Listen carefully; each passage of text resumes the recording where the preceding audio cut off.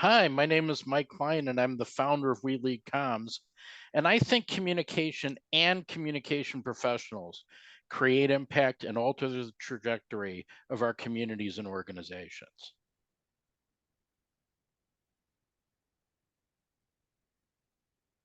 So, Mike, thanks for joining me on what I believe to be the last interview of the year for PodCatalyst.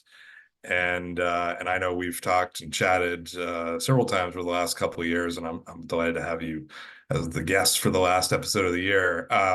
So yeah, we want to talk about We Lead Comms, and I know you started We Lead Comms in 2021. And it was an effort to recognize communication leaders, and I think right now you've highlighted more than 500 professionals in the space, and I think you have 7,500 followers. So, you know, by certainly a big success. But what led you to create We Lead Comms, and what are some of the impactful outcomes that you've seen as a result, and the work you've been doing? Well, actually, it's up to about 8,300 now, Oh, and I'm sorry. Okay. we recognized over 600 folks. It's a fast-growing initiative. We've grown by over 80% in the last year in terms of our following. And one of the reasons I created it was really there was a gap between where the associations were. And I've been an IABC member for the last 20 plus years. And where I saw a gap was really in terms of reaching out to people who haven't been affiliated, A, and B, creating a form of recognition that doesn't recognize extraordinary achievement, but actually Mhm. recognizes what we do as communication leaders, the courage, initiative, and leadership we bring to our organizations and communities. That is extraordinary in and of itself. So every day I feature, or pretty much every day, I've taken a few vacations and Yeah. a few days off over the last 3 years, but pretty much every day, Wheelie Comes has featured a profile of a communication leader at some level of the profession, ranging from senior vice president of a Fortune 500 company to somebody who's been looking for a job for 2 years to somebody who's been a student leader in an IABC chapter, or just somebody who has had a couple of internships and really likes what they're doing. And in doing so, really, we've done a number of things that nobody else was doing. First of all, we've given leaders at all levels of the profession visibility of each Yeah. other, and that sparked a number of spontaneous conversations, spontaneous connections between people who've been recognized and each other, and also from the followers to connect with people who've been recognized. Some people have leveraged this for promotions or for new jobs. And also, one of the initiatives that we've done during, a short-term initiative during the early years of Wheelie Comms was to actually run a sub-campaign called We Are a SCMP to recognize people who hold the SCMP credential and to promote the SCMP credential within the broader community of communication leaders. And so, in doing these things, we filled a gap. We've created an engine that is growing, and we've got a platform that I think through the partnership that we're creating will bring more people into the IABC fold, and will bring more IABC people more visibility in the broader profession. Yeah. And just curious, like what are some things that might have surprised you, in this initiative, or things you've learned about people, and because that's a big volume of folks to that you've highlighted and learned about what are some things that have kind of cropped up that have been interesting Well, for you? I think the most important thing is that I wouldn't think that this type of exercise would proceed with the same speed in another profession. Yeah. Because one of the great things about Wheatley Comms is that communication leaders are people who really, by and large, need to how these are people who, by and large, know how to tell their own stories. Yeah. And so when I ask them for 200 to 350 words, they come back with 200 to 350 words that don't require a lot of editing, that don't require a lot of massaging, which means that most of the work that I do for Wheelie Comms takes a minimal amount of time. This is a a 5 to 10 hour a week project, which, given the level of impact and the number of people who've been touched, and bear in mind also that, you know, it's not just the 8,300 followers we have. In the last year, We Lead Comms posts have had over 500,000 impressions. Yeah. So and that's just from the We Lead Comms account. Most of the impressions, which I don't even see, come from the reshares of the honorees sharing it to their own accounts. And so really, from an almost minimal amount of work, we've been able to generate a massive amount of publicity for the profession and for the partners we've worked with. Certainly IABC, Sparrow Connected last year, Mhm. the CSC, and Workshop, and now Soundbite AI, who's going to be our next technology partner. So it's been really, you can do so much with not much effort if you're focusing your effort properly, and Yeah. that's been the biggest learning that I've had. Yeah. Yeah. And you mentioned partnership with between We Lead Comms and IABC, and then we want to talk a little about that. Do you want to preview some of the things that we'll be collaborating on for next year? Well, I think the key thing is that We Lead Comms and IABC are a natural fit. And I Yeah. mean, We Lead Comms actually has its origin in the We Lead IABC hashtag. Mhm. The idea was, if we're leading, why don't we lead the whole profession? And conversely, why don't we bring the whole profession into, a common conversation?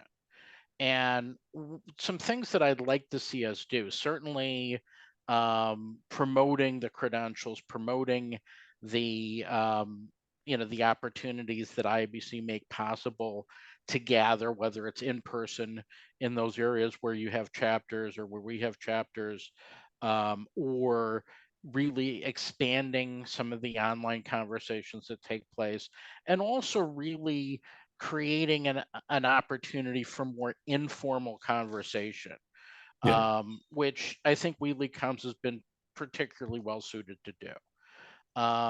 It's kind of like there's a really good mirror. IBC has a lot of structure. It's got a lot of organizations, got a lot of people pushing in interesting directions. And what Wheatley Combs brings is kind of a very light touch, but centralizing platform for people who care about the profession. And really, if there's a true common thread between IABC and Wheatley Comms, is that the people involved are people who deeply care about this profession. And that, I think, is really the future growth engine, for both of the movements that we're talking about. Yeah, I agree. Well, I'm really excited about partnering in the new year, and I know you as a longtime member, you've done so much for IABC, which we certainly appreciate. Um, so I wanted to get your perspective because I know you probably have some thoughts on trends. So what are the things that or maybe if you want to speak to one trend in the field that you think has staying power for next year, or just in general, like what should be top of mind for folks next year, as we head into 2024 and the communications space.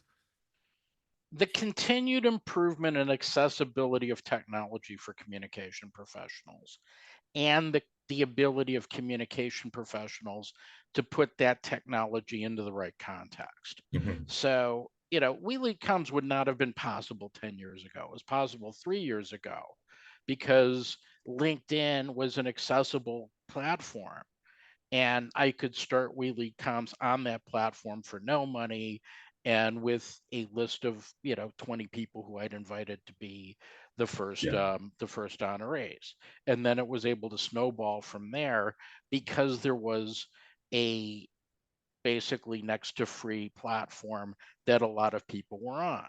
But the key thing is technology is continuously becoming easier to use and more financially accessible. And that's clear not just from an organization, an organizing platform for us as communication leaders with each other, but also internal comms technology, other forms of comms technology, AI, And there's two separate conversations about AI, but the AI that we can use to do our jobs is becoming easier and more accessible. I mean, the ability to take TikTok video type videos, to take short videos from your desktop and then match them up with a distribution system that's more powerful than, say, the internal comms platforms that existed 5-10 years ago, for next to nothing.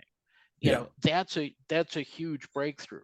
A lot of the technology that we've wanted is now available for very minimal cost. And so that's something that's going to transform the way comms people do their jobs. But I think the other thing too is really around how do we position ourselves? Um, the key thing with AI that a lot of people are not getting, but I think when comms people get this, this will become a major trend, is that AI is driving a multi-directional, multi-dimensional tech transition without Yeah. any governance. I Mhm. mean, in big companies, you'd have hundreds of people rolling out one piece of software with extensive communication, change management, program management. Now we're pretty much changing every piece of technology in organizations, doing it at the same time with no governance. So if communication people don't take ownership of this and say, okay, here's what we can do, here's what we can't do, and most importantly, here's why we're doing this to move our organizations forward commercially or socially, then all you're going to have is chaos, and you're going to have people defaulting to Yeah. the path of least resistance for their own situation. So really, the trends around technology, both what it can do for us and how we practice as communication leaders, and what we can bring to the technological change that's going to be sweeping our organizations and communities, those are the mega trends for 2024 and beyond. Yeah. Well, yeah, it's interesting you mentioned that because another guest we've had is Alex Sevigny, who's he actually ran one of our master classes and he's spoken at a World Conference on AI. And we had talked about, um, he made a point that, communications practitioners didn't really, um, you know, take on social media the way that they could have. It sort of got kind of taken over by marketing, as a function within companies. Um, but that AI is a real opportunity for practitioners in communications to really take the lead on that. And that, where social media might have been a missed opportunity, AI is certainly a place where professionals within communications can take more of a lead singer role. As what you're saying is like using these technologies in what will be a beneficial and also, I guess, an ethical way, because that also seems to fall a bit to the wayside.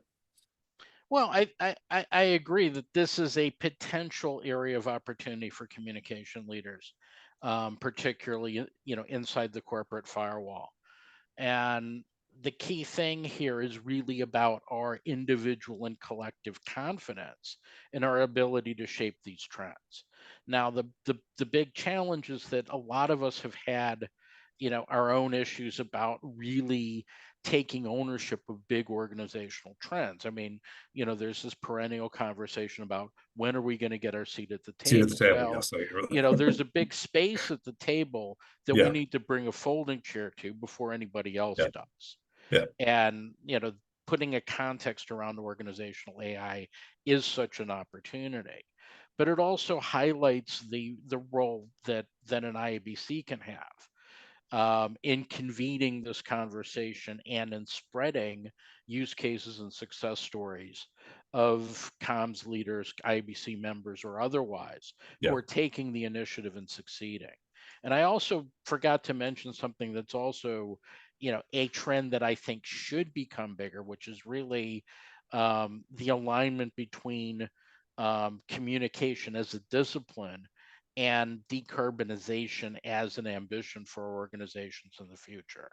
yeah, There's tons of money being spent right now on various kinds of chemical or engineering solutions to reduce carbon in the world. But the ability to change behavior, the ability to streamline processes, and the ability to make people more conscious about our consumption and our management behaviors, that's in our bailiwick.